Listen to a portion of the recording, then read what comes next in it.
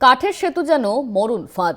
জীবনের ঝুঁকি নিয়ে গঙ্গাসাগরের সূর্যবৃন্দা খালের বেহাল সেতুর উপর দিয়ে প্রতিদিন ঝুঁকির পারাপার করেন কয়েকশো মানুষ। বারবার প্রশাসনের দরজায় কড়া নেড়েছেন স্থানীয়রা। অভিযোগ কোনো সুরাহাই মেলেনি।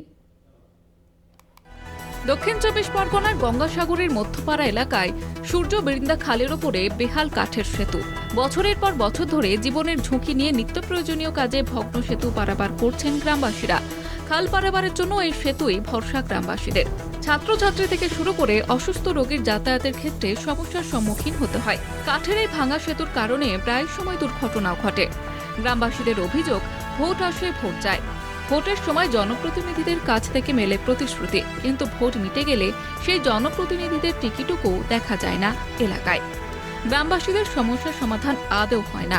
দুর্ভোগ পোহাতে হয় বছরের পর বছর ধরে। ব্লক প্রশাসন এবং জেলা প্রশাসনকে জানিয়েও কোনো সুরাহা হয় না। জানিয়েছি পঞ্চায়েত করবে করবে করবে বলছে, পঞ্চায়েতে টাকা নেই, হ্যান ত্যান এইসব রকম কথা বলছি। জানিয়েছি অনেকবার, এসে দেখেও গেছে অনেকবার, কিছু কোনো কাজ হয়নি। দীর্ঘদিন ধরে বেহাল অবস্থায় পড়ে থাকা এই সেতু সংস্কারের দাবি নিয়ে রাজ্যের শাসক দলকে কাঠগড়ায় দাঁড় করিয়েছে বিরোধীরা।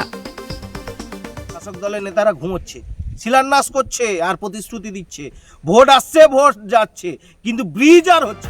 শাসক দল ও প্রশাসন এই সমস্যার কথা স্বীকার করে বেহাল সেতুর দ্রুত সংস্কার করার আশ্বাস দিয়েছে।